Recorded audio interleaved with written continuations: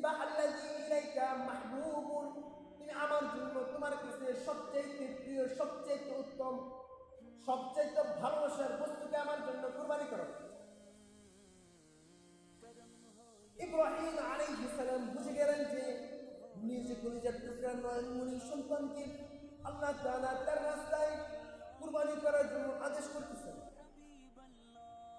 চোখ থেকে অজস্র ভাবে পানি ঝরতেছে, কাঁদতেছেন। হায় কলিজার টুকরা নয়নমণি, বৃদ্ধকালে একটা সন্তান পাইলাম, বৃদ্ধকালে কলিজার নয়নমণি পাইলাম, ভালোবাসলাম, বড় হইল, আদর করে পাললাম, লালন পালন করলাম, যারা দেখলেই ভালো লাগে কলিজাটা জোড়ায় যায়, যে আব্বা করে ডাক দিলে কলিজাটা জোড়ায় যায়। আমার কলিজার টুকরা ইসমাঈলকে জবাই করার জন্য আল্লাহ বলে কাঁদতে কাঁদতে সে প্রস্তুতি গ্রহণ করলো, মুস্তাঈদ অবস্থায় ইসরাআত গ্রহণ করলো।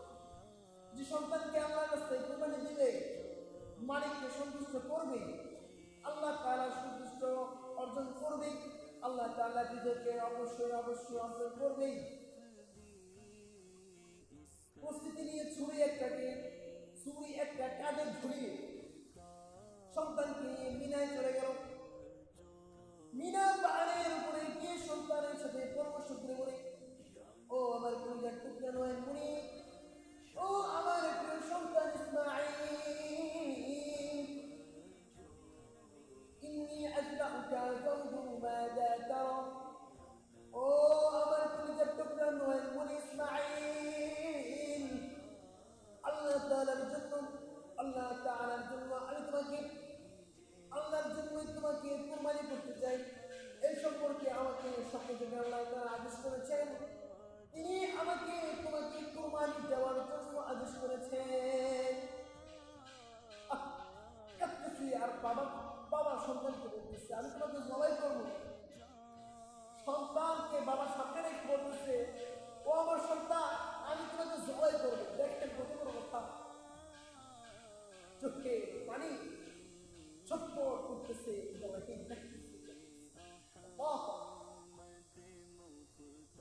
পিতা যেমন সন্তান তেমন। সন্তান এই কথা শোনার সঙ্গে সঙ্গে বলে উঠল, ইয়া আবাতি ফাআল মা তু'মার সাতাজিদুনি ইনশাআল্লাহু মিনাস সাবিরিন। ও আমার কলিজার টুকরা বাবা, আল্লাহ তাআলা তোমাকে যে আদেশ করেছে তুমি সেই আদেশকে পালন করতে থাকো। আমি অবশ্যই আছি, ধৈর্যশীলদের সাথে আমি আছি, সবরকারীদের সাথে আছি, আমি আমারে পাইবা, আমি তোমার সাথে আছি, আমি আল্লাহ তাআলাকে সন্তুষ্ট করতে চাই। অসবর আর বর্ণনা আছে, সন্তান তার পিতাকে বলে, ও আমার আব্বা, যখন আমার জবাই করবা আমার হাত দুটো বাইরে দিবা, আমার পা দুটাকে বাইরে দিবা, যাতে করে যখন জবাই করবা জবাইয়ের কারণে আমার হাত পা নাড়ার কারণে তোমার শরীরে যাতে না লাগে, তোমার কষ্ট যাতে না হয়। ও বাবা, যখন জবাই করবা ছুরিটাকে ভালোভাবে উদ্ধার করে নিবা, যাতে করে জবাইটা সমাবেশ থাকে। এবারে ইসমাঈল শুয়ে পড়ল, বাবা হাত পা বেঁধে ছুরিটাকে নিয়ে নিজের চোখ থেকে বাঁধে আর কাঁদে। আবার কলিজার টুকরা ইসমাঈলকে জবাই করবো, কলিজার টুকরা নয়নমণি সন্তানকে জবাই করবো। বৃদ্ধ বয়সে একটা সন্তান আল্লাহ তাআলা দিলেন, সে সন্তানকে জবাই করবো। কষ্ট বেদনা নিয়ে আল্লাহ তাআলার জন্য চোখকে বেঁধে ফেললেন, যাতে করে মাঝপথে সন্তানের চেহারা দিকে তাকাইলে জবাই করতে মন চাইবে না। বলতেছে এই মায়ের কারণে, এই মহাব্বতের কারণে আল্লাহ তাআলার আদেশ থেকে যাতে বিরত না থাকতে পারি, এই জন্য চোখকে বাঁধছে। চোখকে বেঁধে পাথরের উপর সন্তানকে শুয়ে গলার মধ্যে ছুরিকে ধরে জবাই করে ছুরিটা চালাই দিল। আল্লাহ তাআলা আরশ কেঁপে গেল। সঙ্গে সঙ্গে আল্লাহ চিৎকার করে বলে, ও হে জিবরাইল, যা জলদি করে জান্নাত থেকে একটা দুবানি ইসমাঈলের জায়গায় রেখে দে।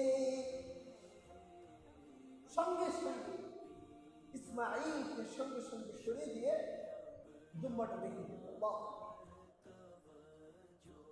ইব্রাহিম আলাইহিস সালাম জবাই শেষ করে চোখের বাদল দিয়ে ঘুরে দেখে ইসমাঈল পাশে দাঁড়ানো আছে এবং একটা দুম্বা জবাই হয়ে গেছে। আসমান থেকে আওয়াজ আসছে, ইয়া ইব্রাহিম কদ সাদ্দাকতা রুয়া, ইয়া ইব্রাহিম কদ সাদ্দাকতা রুয়া ইন্না কাযালিকা নাজজিল মুহসিনিন। ও ইব্রাহিম,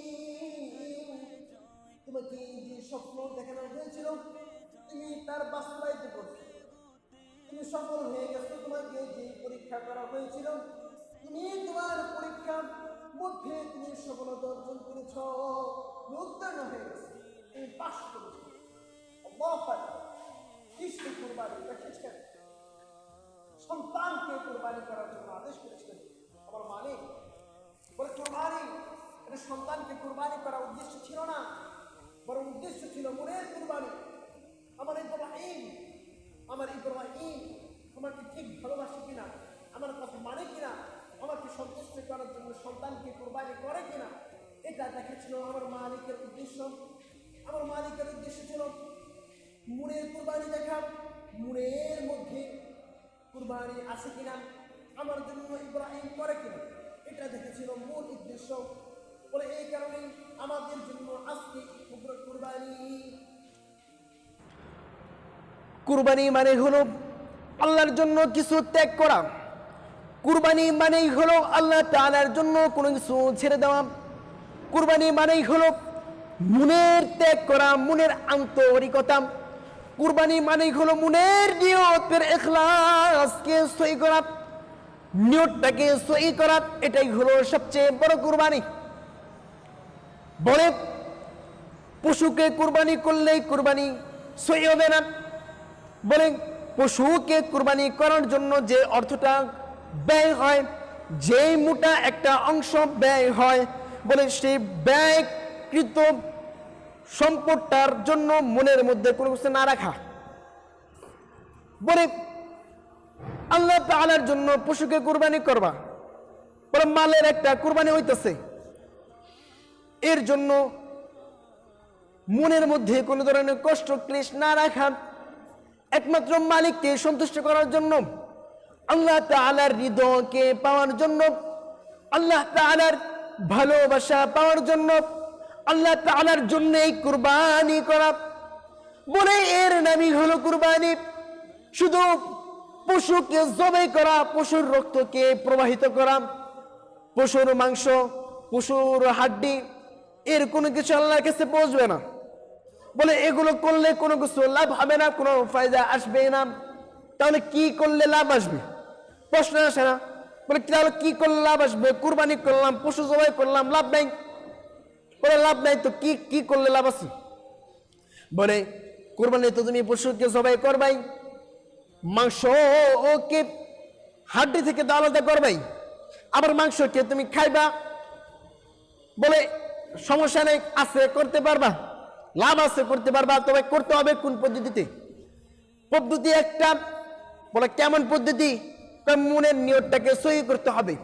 তোমার নিয়তকে সহি করো একমাত্র আল্লাহর জন্য। 100 টাকা দিয়ে গরু কিনছি, লস খাইলাম, এমন বলা যাবে না। 5 টাকা দিয়ে বিশাল বড় গরু কিনে আনছি, লাভ পাইছি, বলা যাবে না। মনের মধ্যে রাখা যাবে না লাভ নাই, লস নাই, আমার আল্লাহর জন্য পছন্দ হয়েছে, ভালো লাগছে, ক্রয় করে আনছি আল্লাহর জন্য। কয় টাকা লাগলো দেখার সময় নেই, লাভ হইলেও হয়েছে, লস খাইলেও খাইছি, কোনো সমস্যা নাই। আমার মালিকের জন্য আনছি, মালিককে ভালোবাসি, মালিক বসে কোরবানি করতে, কোরবানি করুন, বাস এটাই কথা। লাভ লসের কোনো কাইফিয়ত নাই, কোনো পদ্ধতি নাই, এখানে কোনো লাভ লস কোনো সমস্যা নাই, লাভ লসের কোনো তরিক নাই, কোনো প্রথি নাই। বলে আল্লাহর জন্য করুন। আমার আল্লাহ তাআলা বলেন সূরাতুল হজের 34 নম্বর আয়াতে আল্লাহ তাআলা বলেন, লা ইয়ানালাল্লাহু লুহুমুহা ওয়ালা দিমাউহা আল্লাহ তাআলা বলেন যে তোমাদের পশুর কুরবানিকৃত মাংস, হাড্ডি, গোশত, চামড়া, রক্ত কোনো কিছু আল্লাহর কাছে যাইব না, আল্লাহর কাছে এর কোনোটাই পৌঁছাবে না। পরে তাহলে কি পৌঁছাবে? বলে আল্লাহর কাছে যেটা পৌঁছাবে সেটা হলো তোমাদের তাকওয়া, তোমাদের পরহেজগারিতা আল্লাহর কাছে পৌঁছাবে। আল্লাহ তাআলার কাছে পৌঁছাবে তোমাদের আন্তরিকতা, আল্লাহর কাছে পৌঁছাবে তোমাদের খালেসে নিয়াত, নিয়ত সহি। বলে নিয়ত সহি হইছে, এটাই আল্লাহর কাছে যাইব, এটাই তোমাদের জন্য ফায়দাকৃত, আর কিছু লাগবে না, এটাই তোমাদের জন্য গ্রহণকৃত। বলে কুরবানির ইতিহাস এর শুরু কবে থেকে? আল্লাহ তাআলা বলেন সূরাতুল হজের 34 নম্বর আয়াতে, ওয়ালিকুল্লি উম্মাতিন জাআলনা মানসাকান। মালিক বলেন প্রত্যেকটা জাতির জন্য, কওমে ঈসা, কওমে মুসা, কওমে ইব্রাহিম, কওমে লূত, কওমে ইয়াকুব, প্রত্যেকটা কওমের জন্য আমি কুরবানির বিধান প্রদান করেছি। প্রত্যেকের জন্যই কুরবানির বিধান ছিল।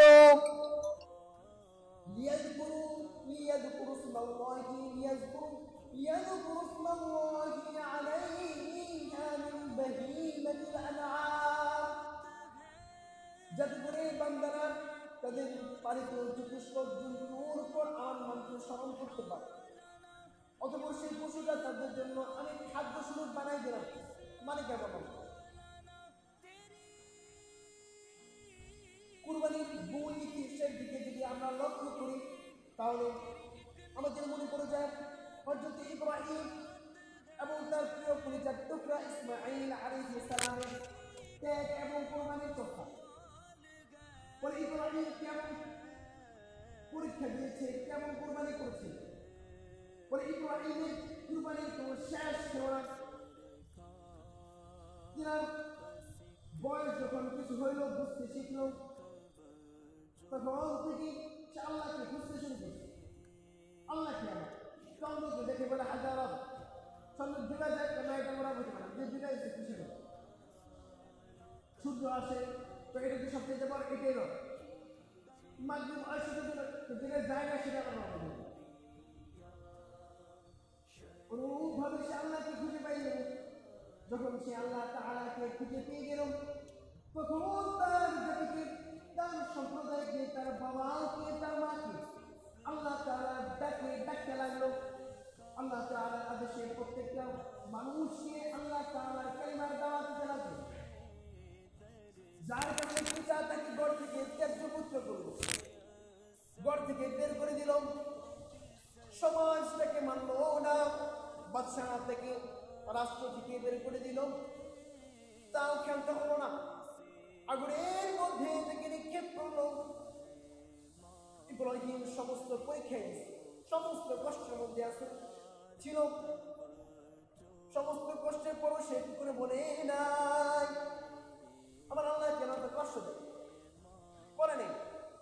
সে পরীক্ষার মধ্যে পড়ছে, পরীক্ষা দিছে, পাশও করছে। তিনি সর্বদা আল্লাহর কাছে একটা সন্তান চাইতেন। ও আল্লাহ আমাকে একটা সন্তান দাও, একটা সন্তান দাও। তার বয়স যখন 120 বছর, স্ত্রীর বয়স যখন 99 বছর, বৃদ্ধ বয়সে আল্লাহ তাআলা থেকে একটা সন্তান দিলেন। সন্তানের নাম হলো ইসমাঈল। ইসমাঈল যখন 7 বছর, কোনো কোনো বর্ণনায় আছে 13 বছরে উপনীত হয়, তখন আল্লাহ তাআলা থেকে স্বপ্ন যুগে দেখাইতেছেন, বলতেছেন, ও আমার প্রিয় ইব্রাহিম, ও আমার প্রিয় ইব্রাহিম,